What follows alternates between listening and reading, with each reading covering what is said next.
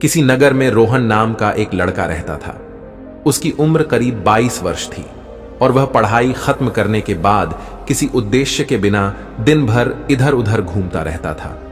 उसे ना किसी काम में रुचि थी, ना ही कोई ऐसा सपना था जिसे पाने के लिए वह मेहनत करता। रोहन के माता पिता उसकी इस स्थिति को देखकर चिंतित रहते थे। उन्होंने कई बार उसे समझाने की कोशिश की, लेकिन हर बार वह उनकी बात अनसुनी कर देता। दोस्तों, आज की कहानी बहुत ही ज्ञानवर्धक है। कहीं आप कहानी में खो ना जाएं, इससे पहले वीडियो को लाइक और हम ज्ञानी बुद्धा चैनल को सब्सक्राइब कर लीजिए। अगर आप भी गौतम बुद्ध को दिल से मानते हैं तो कमेंट में नमो बुद्धाय लिखना ना भूले। तो चलो कहानी शुरू करते हैं। रोहन का दिन व्यर्थ की गतिविधियों में निकलता था। वह अक्सर अपने दोस्तों के साथ सड़क किनारे चाय की दुकान पर बैठा गपशप करता। कभी वह मोबाइल पर गेम खेलता तो कभी बिना उद्देश्य के सोशल मीडिया स्क्रॉल करता। धीरे धीरे उसकी यह आदतें उसकी सेहत पर भी असर डालने लगीं।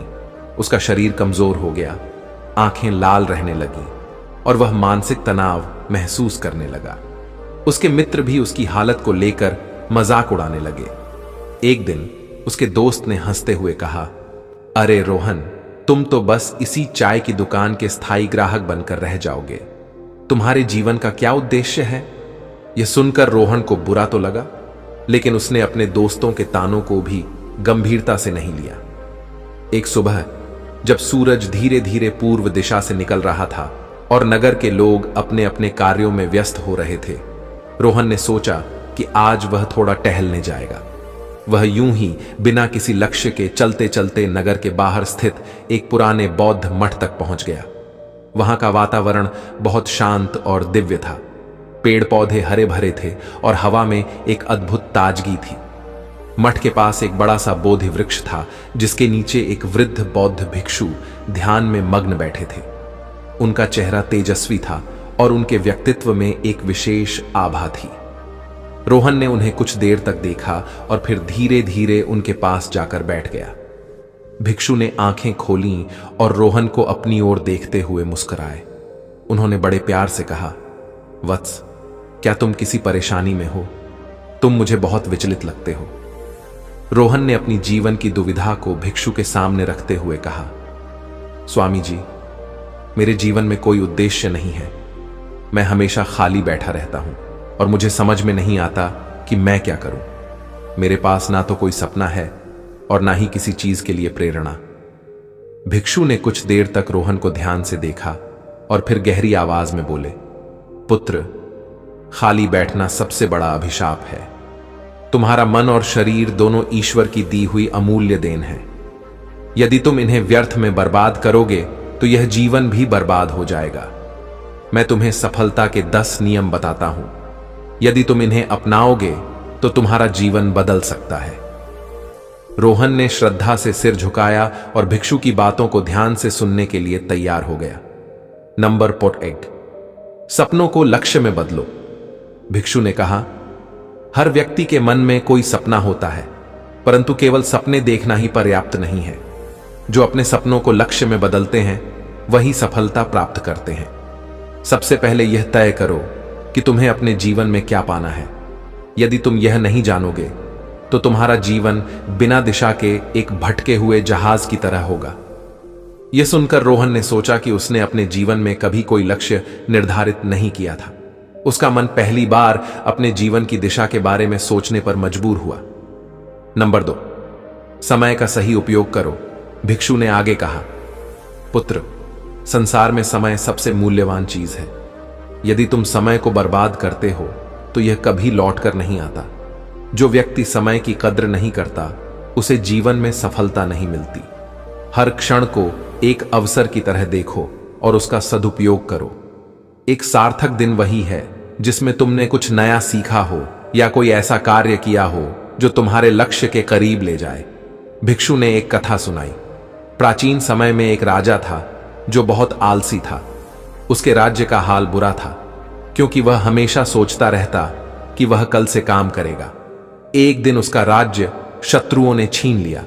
तब उसे एहसास हुआ कि उसका आलस्य और समय की बर्बादी ही उसकी हार का कारण बने। नंबर 3, ध्यान और एकाग्रता को अपनाओ। ध्यान वह साधन है जो तुम्हारे विचलित मन को एकाग्र करता है। यदि तुम प्रतिदिन ध्यान करोगे तो तुम्हारा मन शांत होगा और तुम्हारी एकाग्रता बढ़ेगी, भिक्षु ने कहा। उन्होंने एक बोधक घटना सुनाई। किसी समय एक युवा साधक अपने ध्यान में बहुत परेशानी महसूस करता था। उसका मन भटकता था और उसे कभी शांति नहीं मिलती थी। फिर उसके गुरु ने उसे पेड़ की जड़ों को देखने का निर्देश दिया। साधक ने देखा कि जड़ें जमीन में गहराई तक फैली हैं और मजबूत हैं। गुरु ने कहा, जैसे जड़ें पेड़ को स्थिर बनाती हैं, वैसे ही ध्यान तुम्हारे मन को स्थिर करेगा। तब से साधक का जीवन बदल गया। नंबर 4, छोटी छोटी आदतें विकसित करो, भिक्षु ने रोहन को बताया। हर बड़ा परिवर्तन छोटी छोटी आदतों से शुरू होता है। तुम हर दिन एक नई सकारात्मक आदत अपनाने की कोशिश करो, जैसे सुबह जल्दी उठना, पढ़ाई करना या व्यायाम करना। लगातार छोटे छोटे सुधार तुम्हें महान उपलब्धियों तक ले जाएंगे। रोहन को याद आया कि वह कभी अनुशासन में नहीं रहा था।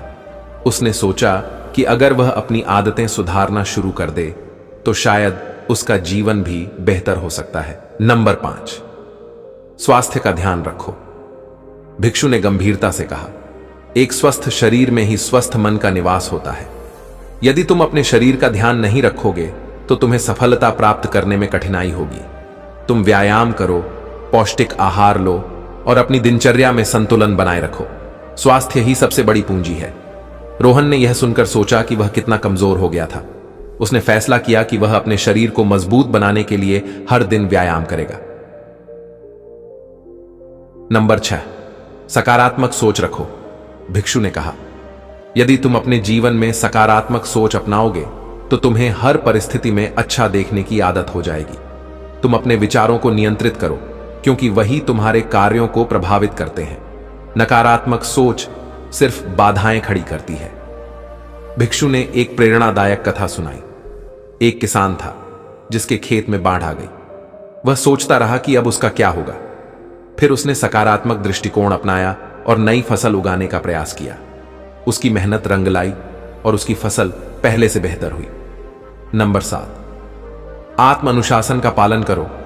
आत्म अनुशासन के बिना तुम किसी भी लक्ष्य को प्राप्त नहीं कर सकते, भिक्षु ने कहा। खुद को अनुशासित करना सीखो।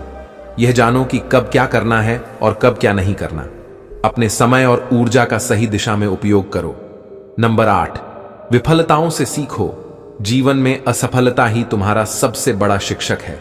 तुम असफलताओं को अपने अनुभव की तरह देखो और उनसे सीखो, भिक्षु ने सलाह दी। नंबर 9, हर दिन कुछ नया सीखो, भिक्षु ने कहा। ज्ञान अर्जित करने से तुम अपने जीवन में नई ऊंचाइयां पा सकते हो। हर दिन कुछ नया सीखने की आदत डालो, चाहे वह किताबें पढ़कर हो, किसी विशेषज्ञ से सलाह लेकर या अपने अनुभवों से। सीखने की प्रक्रिया कभी समाप्त नहीं होती। नंबर 10, कभी हार मत मानो।